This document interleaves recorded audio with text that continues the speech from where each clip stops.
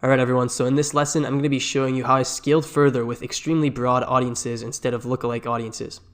So the requirement for this is that you test a lot of creatives. So at this point I had already tested a lot of creatives and I showed you in the last lesson how you can make winning creatives, and this is the best one that came out of that. So I was testing a bunch of different scroll stoppers, a bunch of creatives, and I found this one which was extremely profitable. And so this is the one that I scaled the most to 10 million views.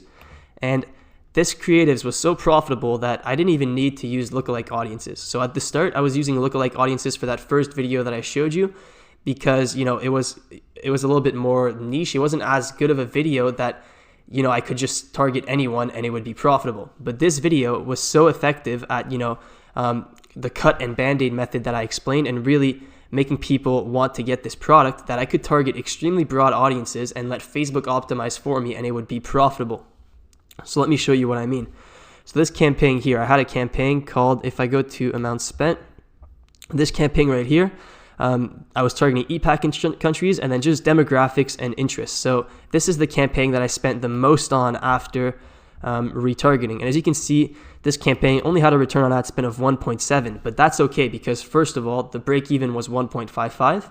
And then second of all, look at all this traffic I was getting, 100,000 website visitors. These are all people that I can retarget, right? And so if I can retarget all those people, with the return on ad spend of 2.6, then the blended ROAS is going to be around 2. And so blended ROAS is like the combination of, you're taking a hit at the start to get people to know about your brand, and then you can retarget them. And then if you combine those two, you get a ROAS that's combined, in this case, it was a 1.93 overall blended ROAS. And so let me show you what kind of ad sets I was targeting here. So if I go to amount spent, so this one wasn't doing very well. But as you can see, most of these ad sets that I spent a lot on, so like this one is literally ePacket targeting 18 to 55. So it's targeting everyone. This one is literally just 18 to 55 ePacket. So this is a saved audience that I have. This is all the ePacket countries, English languages, and then feeds only. And then that was it. And then a lowest cost with a bid cap of $50. And I had this running, and as you can see, it was profitable. This is about 20% profit margins, and I was able to spend 3.6K and get 7.2K back. And so I had a bunch of these. This one is the exact same thing except engaged shoppers. Once again, profitable. And then this one is just a duplication of it. And these audiences are so big, right? Like how big is one of these audiences? It's 120 million people, right? So you can duplicate all you want. You're not going to have audience overlap. And so I was targeting broad interests as well. Like this one is just Netflix. And as you can see, 120 million potential reach. So it's doing great. Engaged shoppers, same thing. I had all these different audiences that are just extremely broad audiences that I was testing and I was spending a lot on. And then I was trying to narrow in a bit. So, I broke it down by age, and I saw that the 35 to 55 age range was profitable. And so I narrowed it down to that.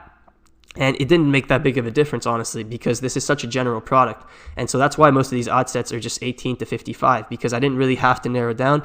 All I needed to do was just increase the budget, duplicate, and, just keep increasing the budget as much as I could realistically, because pretty much everything I was throwing at it was profitable with this ad because this was such a good ad. So this is the important of finding a really good ad and testing relentlessly. And as you can see, these are all extremely broad audiences. Netflix, and this is another trick that I like to use as well. This is low CPP countries, so low cost per purchase countries. So I went out of this campaign and then I broke it down by countries, and I sorted by the highest ROAS, and I picked the top countries that had a decent amount of purchases and a really high ROAS. So in this case, it was Ireland, New Zealand, Canada, Singapore, Australia, Hong Kong, and so this is low cost per purchase countries, and I just threw them in an ad set together, and as you can see, 2.55 ROAS. And these are all extremely broad audiences, right? And the fact that I had this really good ad is what allowed me to do this, and then I could retarget and make a killing and be extremely profitable with these audiences.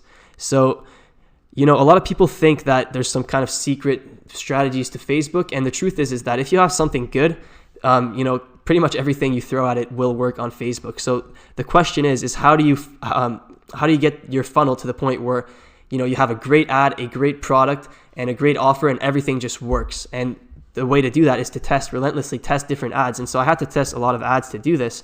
And eventually I found this one, which was, the perfect ad that I could scale to, extremely broad audiences. So, this one is just Spotify. I would try to narrow it down a lot of times, and the results just wouldn't change that much. Like whatever I did, it would still be quite profitable.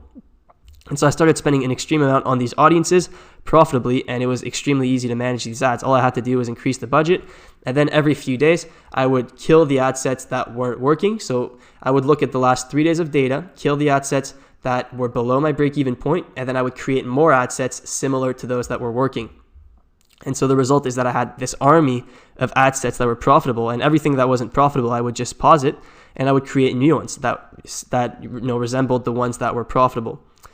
So that's how you really scale to broad audiences. You don't need you don't need to have extremely narrow audiences all the time, and a lot of people don't even think to test broad audiences like this, but they can work extremely well, especially for general products. So that's it for this quick lesson on scaling to broad audiences.